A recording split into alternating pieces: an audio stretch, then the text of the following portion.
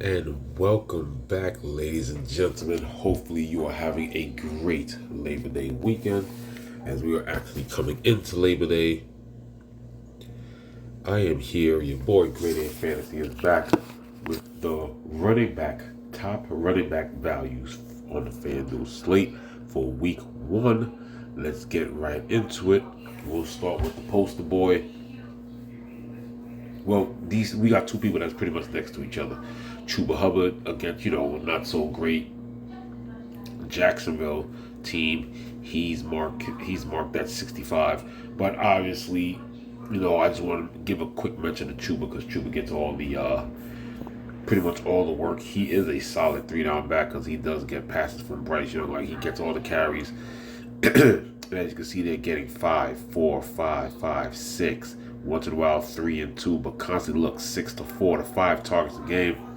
$6,500 workhorse in a great matchup against Jacksonville.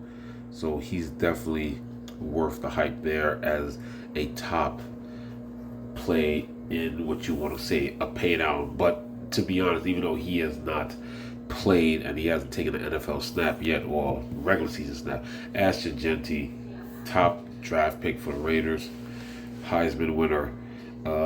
I would at least thought the hype behind him coming out of college. I thought at least FanDuel would have had him in the sevens. I was completely shocked that somebody like Ashton Jeanty, who's going to get a $75,000 to $8,000 workload, is only $6,400. He can basically fit in any lineup. You can literally have a workhorse back, young workhorse fresh back in Ashton Jeanty after paying up for even though yes, it's a value from 8,100 for McCaffrey. You can get Jaden Daniels or Joe Burrow, or maybe go Joe Burrow, and then it's an expensive skinny stack with Jamar Chase, and you can easily fit him in to release some of the pressure on the money that you just spent on McCaffrey and the Burrow Chase stack. He just fits very well in all cases. So without a doubt, it is a great play. Definitely going to be one of the more popular plays for week one. As we keep scrolling down a bit, until things get situated. Yes, you see the big thing with Ramondre Stevenson, and the vet is still there holding on to the job. But if we want to really talk about an interesting situation, and I think it's something that you could possibly even attack week one, because it seems like the rookie's so talented, they're ready to give him some third down and some change of pace work ahead of the other veteran back that's there, Antonio Gibson. So the thing is, we are coming off a season where Ramondre struggled. He got benched for having fumbling issues. So Travion Henderson, even though it is still known that Ramondre is still the man there, if something were to happen, which he's somewhat nursing an injury, undisclosed injury, but he should be okay. He's leaning towards being okay for week one. But for 4,700, Travion Henderson seems to have skipped ahead of Antonio Gibson to be a change of pace and a good third down back. Travion Henderson does it both. He's not as big as Ramondre, but he's a change of pace back that can run and catch. So even in this week one, I don't think he's going to be that popular because, like I said, it is still clear that Ramondre will be in the mix. But for 4,700, the relief that you get and the possible big play opportunity, basically what you're looking at is probably a slightly low budget Lions kind of backfield where Ramondre is Montgomery, but the spark plug, the Jahmyr Gibbs, is pretty much Travion Henderson in this case. That's where you can kind of compare it to. So for 4,700, getting third down sparse work, it could work. If he gets a big play and scores a touchdown, or if at least just does decent on filling in and giving Ramondre a breather on second down, maybe staying on third down, catch a screen, passes out the backfield. Travion Henderson is an interesting play at 4,700. As we keep going, we'll just go back up. He's definitely not my favorite. So that's why I kind of let him go toward the bottom. But hey, 5,400, Nick Chubb will be the man. Obviously, Daria Gupawale and my boy Damian Pierce is still there. But I mean for somebody who's gonna most likely be the big goal line back as well. I mean, Nick Chubb is gonna get some goal line opportunities, inside the 5 opportunities. 5,400 for Nick Chubb is a solid play, but for my case, because one, the offensive line for Houston is not that bad, it's not that good, but it's an offense that can still move the ball. He'll still have the opportunities to run. We also got to see how good Nick Chubb is on that, coming off that injury, and he has to have the workload and everything. So, and then of course last year didn't go too well. One decent game, and then that's it. Maybe the injury kind of slowed him down, but this is kind of a redemption arc for him in a way. Like him, don't love him. But like I said, this is DFS. 5,400 for somebody who's going to get majority of the work and goal line work is still worth a look. And now the main part, even though I really wanted to focus, like I said, it's not $5,000. It's not $5,000, value, but Jeanty's still my favorite. Because I think the talent is just that good. He is not. That's definitely the pricing for FanDuel for one thing on this slate is absolutely soft. It's normally soft week 1, but this feels like a misprice. Forget soft pricing. This feels like a misprice. Like if Jeanty was maybe, because I really thought Jeanty was going to be not even 6,900. I really thought they was going to have Jeanty 7,000 to like 7,300, maybe even 7,400. To be honest, not priced up, but decently priced, knowing what he can do. But here's the most interesting part of the video. So we'll just scroll back up to the top. We'll separate this, and this is an interesting thing because I think if this is something that if you get it right, I think you can take down GPP. So everybody in the Redskins backfield after the Brian Thomas trade, and this is definitely a situation that I paid attention to during the preseason. So they got rid of Brian Robinson. They absolutely love what they have here in the backfield. All these guys are here on the active roster. Obviously, the veteran Austin Eckler. You got Chris Rodriguez Jr., who was there on the team last year, Jeremy Nichols, and the new rookie Ja'Cory Cross-Merritt. Now, here's the thing. When you talk about committee, this is the committee of all committees. So you have Chris Rodriguez, who played last year, who was on the team last year. Didn't get much opportunities. Didn't make well of 1 week against Tennessee.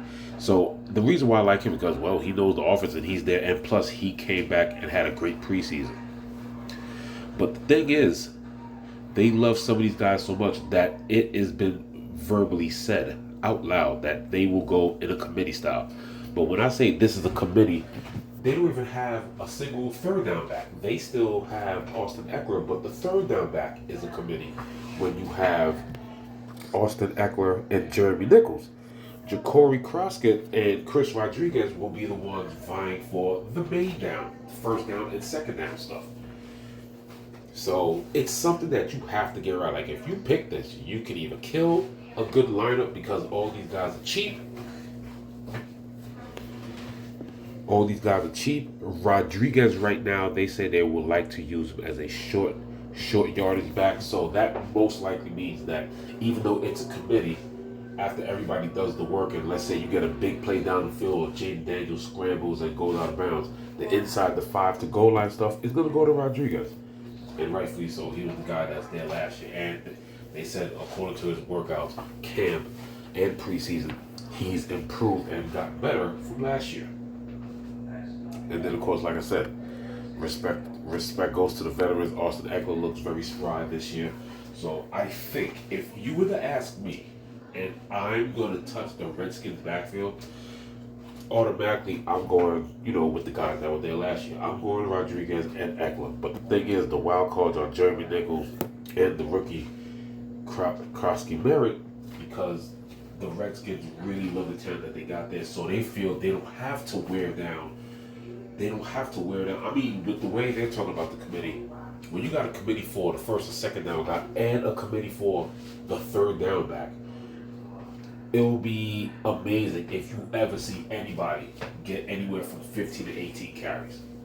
Because if you could balance it out that way, and then you got Jake Daniels, the ceiling for carries is probably 15, 16, maybe. Because obviously, you got to have a main guy and then, mix it in with a backup here and there. But they are actually willing to go committee. Like, literally, the most expensive running back in this backfield is a $5,200 veteran in Austin Eckler. And then, like I said, my favorite pick in the entire backfield is Chris Rodriguez. But now with the committee, he's, instead of being like, a first and second down back, he's the short yardage guy. But the short yardage guy also gets the inside the 5 and goal line touches. So right now, if you told me who would I like, I mean, if you just told me pick one, then yeah, it's Chris Rodriguez. That's for me. But it's one of those that we're going to have to weigh it out and see. And then I would say by week 3 or 4, when you get a decent sample size, that's when all these guys together will start separating themselves. So some of these guys will stay in the 4,000s, low 5s, and the people who actually start getting the work, like I said, I'm talking about like 12 to 15 carries. If you're doing it by committee, then at most, some of these guys, if you have a full committee, none of these guys are going to get worn into the ground and have even 20 touches. So that's why it's kind of a very iffy. But if you get it right, and let's say they move the ball and Chris Rodriguez for 4,300, he gets his few yards here and there, but he gets 2 goal line touchdowns. Like, you're looking pretty good. So I don't know, but it's an interesting conversation to talk about because I've never seen a committee like this. Like, normally it's the committee for the guy for the running backs who are going in for first, second down. But when you can flip a coin and be like, okay, which third down back I want, and then which first and second down back that I want, even though you kind of have roles set, it's dicey, but it's not a expensive risk. Like I said, Eckler, more than likely, well, not more than likely, he is 5,200. And then I think there were times last year that Brian Robinson did miss. So there was times where he came out the backfield and he did get carries. As you can see last year, 9 carries, 13, 11. He and then he was still getting 5 targets, 6 targets, 7 targets. This was a 9 target game. Like, those are the kind of games that Austin Eckler has when Brian Robinson is healthy. But now, if you're doing this by committee, that Philly game, he doesn't get 9 targets and 8 receptions. Now that you have a committee, he's probably getting 4 to 5 targets. So that's the perfect example there because he was the pure third down back there last year. But now that everything is a committee, who knows what's going to happen. But there is the video for the running back values. Wide receiver video values will come out tomorrow to end the 3-day weekend. Thank you for tuning in. Tuesday or Wednesday, without a doubt, I will have at least 2, maybe even 3 videos out for the official week 1 preview. Definitely. Or I should say, after the holiday weekend, Tuesday, Wednesday go by, and I shall at least have 3 positions up, without a doubt. Definitely for the FanDuel Week 1 slate.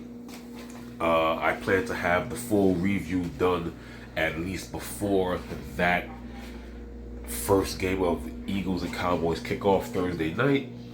But let me start working on the notes for that because I'm almost done with that for the wide receiver position. Thank you for tuning in. Please like and subscribe.